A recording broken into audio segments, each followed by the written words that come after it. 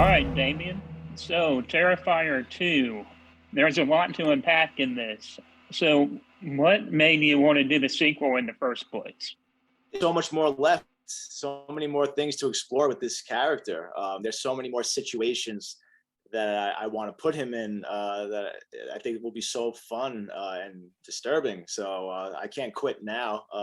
And I also wanted to um, bring in Sienna, who's my the final girl in part two, and she's one of my favorite characters. And I've always wanted to explore a female final girl, a hero that I, like the ones I grew up loving as a kid. Like she's like my Red Sonja. So I think there's a lot more to explore with both of these characters. Right, and I picked up on that a lot through Terrifier 2, that he really wanted to explore the narrative a lot more than the first one. Even though the first one had a little bit, it wasn't as impactful as the sequel, which I think I told you on Facebook as well. And man, these performances are awesome. How did the casting for this come about? We know David is going to be Art, but how did the other casting come about? Yeah, just traditional online, putting up notices, actors access, and things like that. Holding some auditions in the city, and my God, we got so many. As you can see, just so many amazing people. I think the performances are on another level in this film. Not to take anything away from the performances in the first one, but they didn't have. I don't think they had the material that the actors in this one have as well. There was so much more to chew on in this one, but my God, we lucked out with a lot of these performances. So thrilled. It was just, and I believe in when a lot of directors say directing is 90% casting, you'll hear them say that sometimes. I mean, I believe that if you're making a movie like Glengarry Glen Ross, where you're just sitting Right. next to them, it's just all theatrical acting, and they're just going at it. But in terms of dealing with just performance and your actors, like my God, they were so good in the audition, and I just sat back and let them do their thing. And I really didn't want to micromanage their performances. I mean, they were just little tiny tweaks here and there, but they were just that good. So I lucked out. And this movie is really long for a slasher film. It's almost like 2.5 hours long, but it just flies by so fast. So how was it like editing down this film as well? Because the pacing just got you from the jump and never really stopped as Oh, well. thank you. I appreciate you saying that. I mean, that's the way I felt, but again, I'm gonna be, I can't see it the way your movie goer is gonna walk in and see it from scratch, not knowing anything.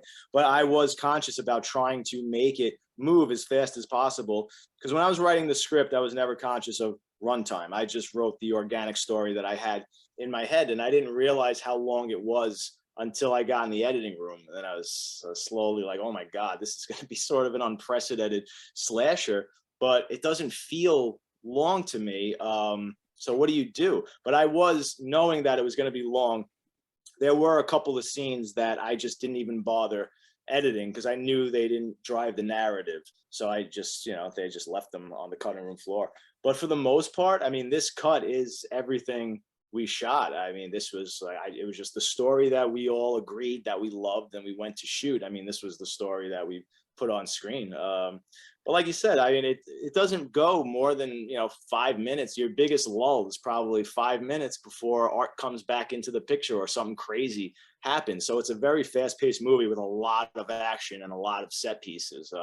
I wanted it to be a relentless horror movie like the original Dawn of the Dead, where something is like always happening, even though that movie's 2 hours and 20 something minutes long. I mean, to me, that movie flies by. I've seen it countless times, and it has some of the greatest character dynamics and arcs and developments. You feel like those people so much by the time that movie ends, like you've been on this amazing journey with them. I'm not comparing this to that. I'm just saying that was my mindset, and that's what that's what I tried to emulate going into this, writing the script and everything. Right, and this is also going to be in 700 theaters nationwide thanks to Fathom Events. So how does that feel, having this put in theaters by Fathom as well? Oh my, incredible. I did not see that coming whatsoever. That many for this type of film, this length for a slasher film and not rated. I did not see that coming. I think this is pretty unprecedented. And that's all thanks to Cinedigm and Bloody Disgusting, just believing in this movie and taking a chance on it, where a lot of people would not do this. So I hope people really go out to see it in theaters, because I think it's going to be a really fun experience, a very old school movie theater experience to see this. Yeah. Yeah. So we'll see. That would be really cool.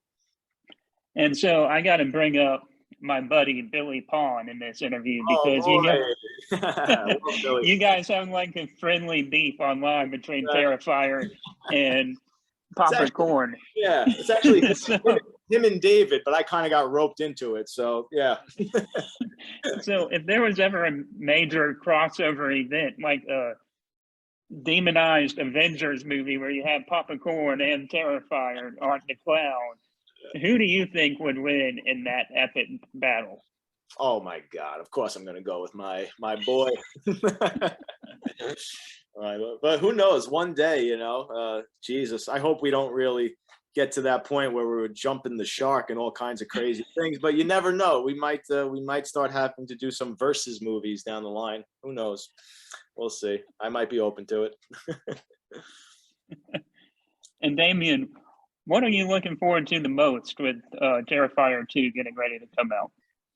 Honestly, I'm most excited for people to see the Sienna character played by Lauren Lavera, because it's a character that's close to my heart. She's sort of, I drew from a lot of personal relationships when writing that character. She's sort of a combination of my two older sisters and maybe like a little bit of me in there with like the artist part of her.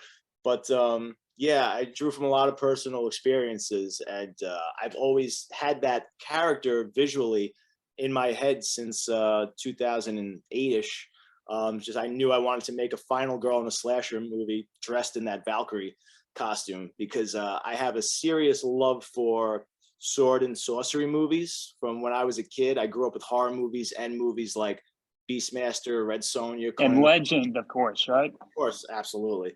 All those films, so close to my heart. So I always wanted to. I knew in no time soon would anybody give me money to go make a Red Sonja or a Lord of the Rings type movie. But if I can have that character visually and sort of the power, to have her be a really kick-ass character, but put her into a slasher movie, that could be something new and interesting. So I'm excited for people to, but also a very vulnerable, grounded human being. So I'm very excited for people to see her character. Well, Damien, thank you so much for joining us at Infamous Horrors today. It's been really fun, and congratulations. Thanks, buddy. My pleasure. Appreciate it.